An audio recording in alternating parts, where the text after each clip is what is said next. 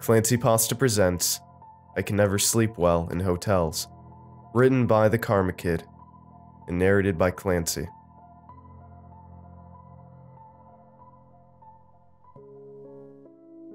For whatever reason, sleep always pervades me in hotel rooms, more so than usual. Insomnia and I are old friends. I used to think it was a side effect of my depression, until recently. For years, I would stare up at the ceiling, not wanting to give into this ailment, and scroll through various apps or read a book until I drifted into my subconscious. Nowadays, I just smoke a little herb and my friend Insomnia takes the night off. That's probably why I can never sleep well in hotels. I don't usually smoke unless I'm in the comfort of my own home. Most nights where I have to stay in a hotel are forgettable and dull. But this night, this particular night, I'll never forget. My girlfriend was graduating from San Jose State University. She had obtained her bachelor's degree in recreation, and we had just packed up her dorm and were staying in a nearby hotel with some of her family. Her parents had paid for their room and our room as well. We were going to stay a couple of nights so we could get back to the dorms and clean up a little before checkout. Our room consisted of my girlfriend Sarah, her sister Valerie, Valerie's daughter Navaya, and myself. It was the last night of staying at the hotel, and Sarah's parents had already left earlier in the day in an attempt to beat the weekend traffic out of San Jose. It was around 12:30 a.m. when I had decided to go for a walk down the halls and do some exploring, a common late-night activity I was known for doing prior to turning to cannabis. I quickly tied my shoes and put in my earbuds as I began my walk about the hotel. I kept to myself, as it was late and I did not want to disturb any other guests attempting to sleep. That is, if they weren't like me. I padded down a flight of stairs from the second floor, where my room was located, to the first floor, watching my feet as I went, as I always do. When out of the corner of my eye and through the railing, I see a tall man in a top hat, silently walking down the hallway and out of view. I didn't catch much description of him, as my focus was on the stairs, as I am quite clumsy, and the stairs were somewhat steep and carpeted. I rounded the banister and peered down the hallway to see if I could catch a glimpse of the top hat man, but I saw nothing. Had I imagined it? Was it some trick of the light, or did a man in a top hat really pass by the staircase? I shrugged it off and assumed that if there really had been a top hat man, he probably had slipped into his room before I had rounded the corner to see him, and went on my way, music still softly playing in my ears. I remembered earlier that day seeing a patio area with a comfortable-looking seating area by the pool outside, and decided that's where I would head. As I made my way towards the exit, I felt strange, like I was being watched, or as if I wasn't alone in the hallways. I stopped at the door with my hands to push the bar and turned around, half expecting Top Hat Man to be there holding something sinister, like something out of a horror movie, but when I turned around, I saw nothing. Once again, I shrugged it off and continued out the door. Once I arrived at the patio area and was seated rather comfortably in a large wicker chair facing the street, I took on my earbuds and listened to the nightlife, letting the sounds of the city past midnight wash over me. A slight breeze occasionally rattling the chain-link fence in front of me. Time seemed to lapse because what felt like 30 minutes passing had really been almost an hour and a half. With my phone screen reading 1:55 a.m., I decided I needed to head back to the room and attempt to sleep again. And just before I put my earbuds back in, that feeling washed over me again. And this time, I heard whispering, almost as if someone was standing on the other side of the fence, speaking in hushed tones to a friend, although this whispering wasn't coming from in front of me. It came from behind me. The little voice in my head told me not to turn around, but I had to. Once again, I expected the Top Hat Man for whatever reason, though when I turned around, there was nothing, and whispering stopped immediately.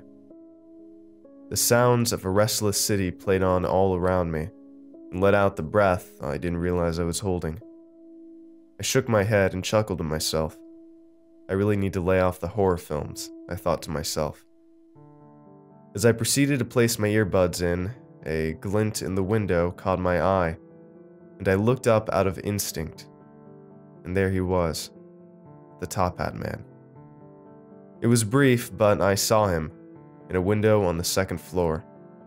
He must have been tall because he was almost the same height as the window itself, which I estimated to be at least 8 feet tall. He was slender, and while I couldn't make out much, I could tell he had long fingers, because his hand was placed flat on the glass. But as I said before, I only caught a glimpse of him. He was gone from the window, and I was left alone, standing in the patio area, about to piss myself.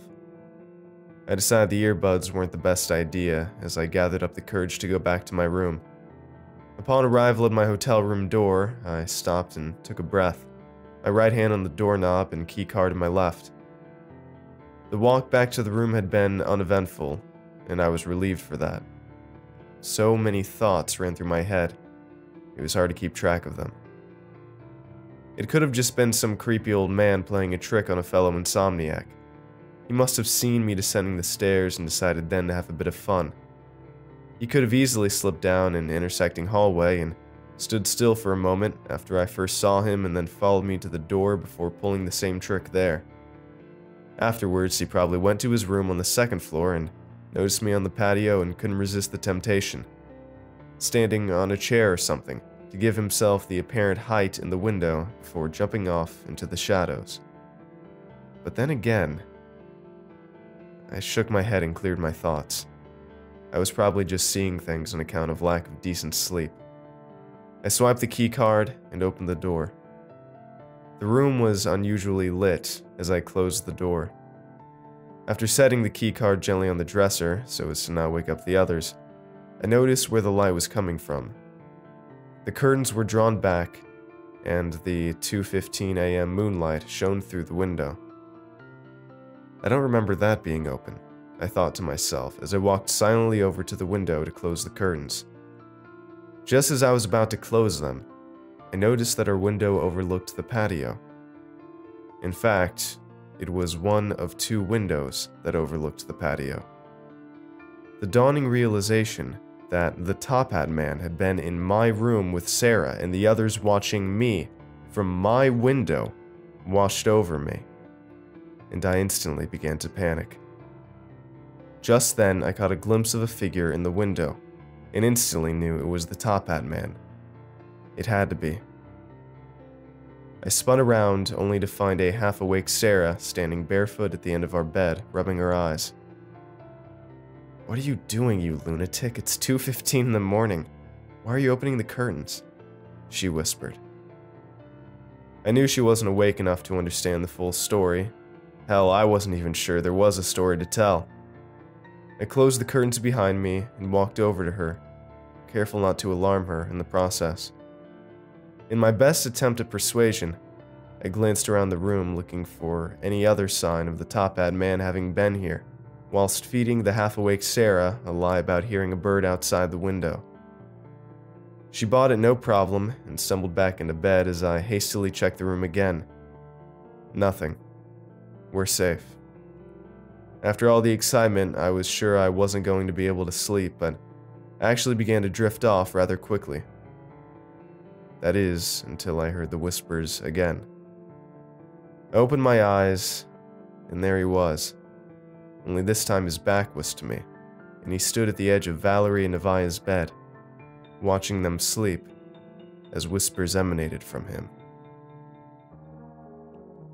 I had never experienced sleep paralysis until that night, and have never experienced it since, but I can say with all honesty that sleep paralysis is the scariest fucking thing I have ever had the misfortune of experiencing in my entire life. My mother says sleep paralysis is just your body waking up while your astral form is still wandering about, though I don't know how much of that I believe. I was frozen, lying on my side facing Sarah, who was on her back with her right arm stretched out towards me. I had at some point laid my right hand on her wrist, because it had remained there. Try as I might, I couldn't move. My breathing began to pick up, and I tried everything I could. The only thing I could do was squeeze Sarah's arm. So I did. I squeezed her arm with all I could in an attempt to wake her and tell me to get moving, but it was in vain. As I squeezed, Sarah began to stir, but only to pull her arm away from my grasp, resting it back on the bed, inches from my fingertips. The sound of my arm hitting the bed must have gotten the top hat man's attention, because at that, he straightened up and slowly turned around. Panic coursed through my veins. Once he was turned around completely, he glided over to Sarah's side of the bed at an agonizing pace. I never felt so sick in my life. My stomach clenched, tears ran down my face. Any attempt at movement failed. All except for my right hand, which I clenched into a fist, bunching up the sheet within it. The whispers grew louder, and I tried to speak, but my mouth would not move, and no sound escaped my throat.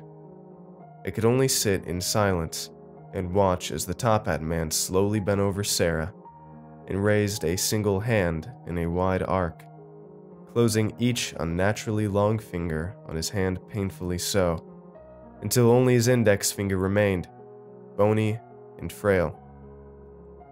His finger crept closer and closer to Sarah as she remained fast asleep, eventually hovering over her abdomen. My vision began to blur as tears poured violently out. I shook with such immense fear that the bed began to shake as well. The whispers louder still as another presence appeared out of thin air directly behind me. I could feel his breath on my neck, which made the hairs there stand on edge. A single hand identical to that of the top hat man's hovered over my face and wiped a tear from streaming down my face with a single finger. Its skin felt leathery, and it smelled like death. Just as the top hat man was about to touch Sarah's stomach, the hand reached over and placed 2 fingers over my eyelids, closing them as a coroner would to a corpse. As soon as they closed, the pressure in my body was released, and I bolted upright, grabbing Sarah by the belly and frantically looking around the room. She only slightly stirred again, this time to roll over onto her side and grumble something inaudible. Once again, there was no sign of the top hat man. 2 weeks later, we found out Sarah was pregnant, 8 weeks along. To this day, I still catch glimpses of him, hear the whispers even, but nothing like that night.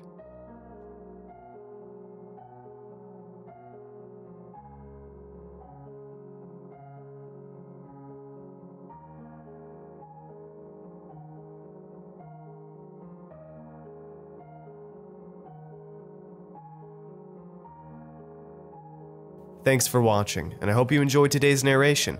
I want to give a huge thanks to last month's $5 and up patrons: Uncle Ulrich, Ashley V, Meg C, April R, Cassandra, Joseph M, Sarah W, Lake S, Ronnie K, Tanya A, Letty M, Hunter D, Christopher B, Stephanie M, and all the other $5 and up and $2 patrons on screen as well. All of your support makes these narrations possible, and I appreciate it a ton. If you'd like to join these lovely ghouls, I'd appreciate it if you check out my Patreon page. For just $1 a month, you'll get an exclusive narration that will never, ever be uploaded to my channel. Usually, one a bit too extreme for YouTube. So that's at least one extra video every month for just $1, if not more. For $2 a month, you'll get thanked in the end scroll of every video, and for just $5 a month, I'll shout you out at the end of multiple videos a month personally. You also get exclusive Discord roles for those perks as well. If you'd like to chat with me for a bit, you can join me on a monthly live stream for just $10 a month and get a signed merch sticker for $25 a month. And if you're in the market for some horrifying shirts and hoodies, you can head on over to my Teespring store in the description as well. And don't forget to follow me on Twitter at SecondClancy. I want to thank you all for watching, and I will see you all next time. Have a good night, everybody. Cheers.